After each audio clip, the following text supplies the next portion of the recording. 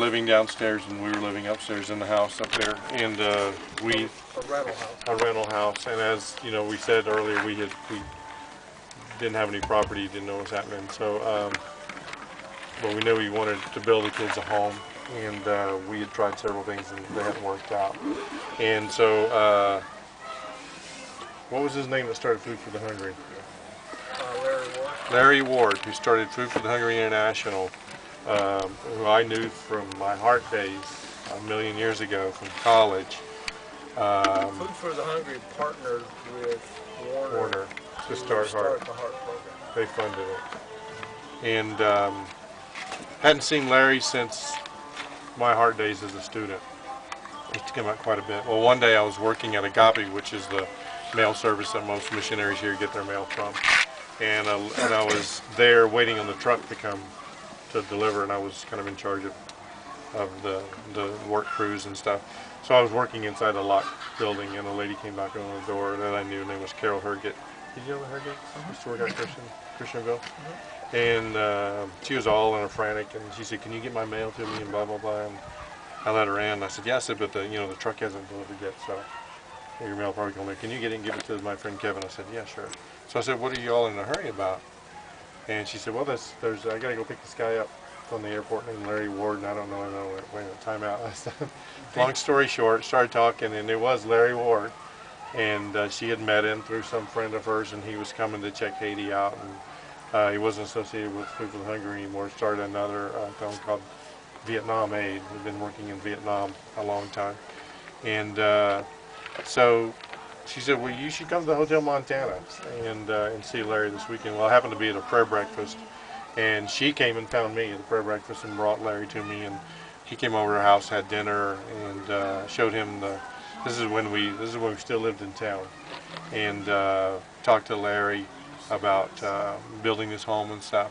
And Larry put me in touch with a friend of his, who he put me in touch with another guy who had the burden for building an orphanage in Haiti. And one of the things that Larry, I'll just share a story, but one of the things that Larry shared with me was when I showed him my drawings and everything, he noticed that I didn't have a financial plan. And he said, "Well, I'm really impressed." I said, "What?" I said, "Why?" He said, "Because you don't have a financial plan." And I said, "I don't know where the money's come from." He goes, "Well, a lot of people Start with that. He says a lot of people build a house or design a house, and they don't design a room in it for God." He goes, "I see that you have a room for God." And I said, "Well, where? I don't see any God room on there." And he goes, "We don't have a financial plan, so you have a room for God." And I said, "Oh." And so he talked about the God room. That was pretty cool. And so he introduced me to this guy, and this guy introduced me to this other organization. And so they bought this property. And what we were thinking at that time is that Lonnie and I had already decided that we would really like to focus on education.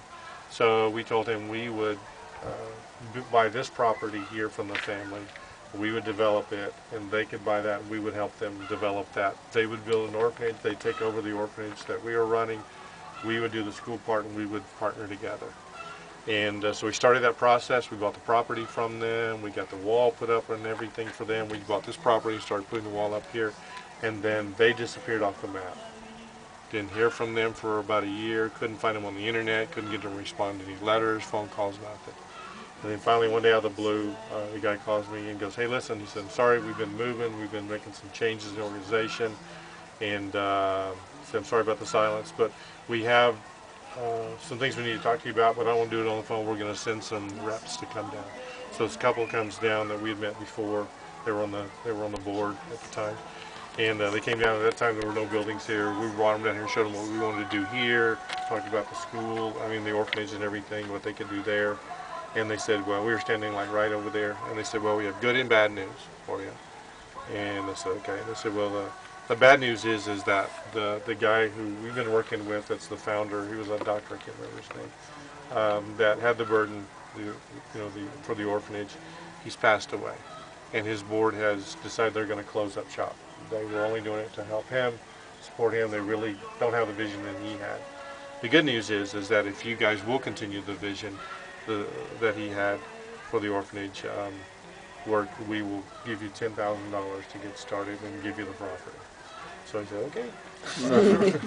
So we started digging the cistern up there. That house sits on a 57,000 gallon cistern, 5 feet deep. And so we started working there. During that same year, a guy who I had met, he's a Lutheran pastor from Colorado, met him through his son, who came here and was impressed with the work we were doing with the kids at the other property. Heard about our vision, came down here and saw the property. And so that cistern got started around the year 2000. And long story short, again, this group in Colorado had us fill an application for grants. We did, and didn't hear from them for a while, and they kept saying, don't worry, you're here from us. And they came down, they visited in October, left and said, don't worry, you're here from us. You know, it was just kind of a, when you're here for so long and people say they're going to do something for you, you just kind of go, okay, thanks a lot. Well, in one ear, not the other. So that's why, just to interject here, that's why Phil said, don't make promises. If you want to do something, go home and do it and send it back, but don't make the promise, because lots of people have done that, and it creates havoc for the orphan. Yeah, it creates stress because you count on it and it doesn't happen. So that was in October. In January, Rick calls me from Colorado and goes, 9 o'clock at night, I was here by myself at the other house. David was with me, but Lonnie and Michelle were in the States. And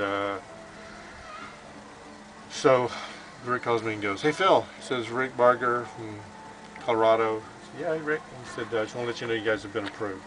I said, great. And we had calculated, you know, they're tithing off, still about 5 other organizations here tithing off of the building program. I figured we were going to get $3,000 or $4,000, which was a lot of money to us. And he goes, you've been approved, and he said, would you like to know how much you're going to get? I said, yeah. He said, $19,000. I said, wait a minute, Rick, I got to sit on the bed a minute. I said, can you say that again? I think we have a bad connection.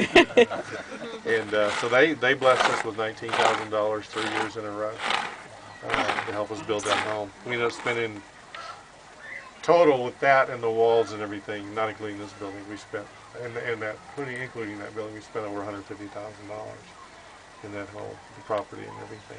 Debt free. And then, You built it as you got the money. Yeah, yeah. So it's debt free. And it's debt free. Didn't borrow money. I would never borrow money in Haiti.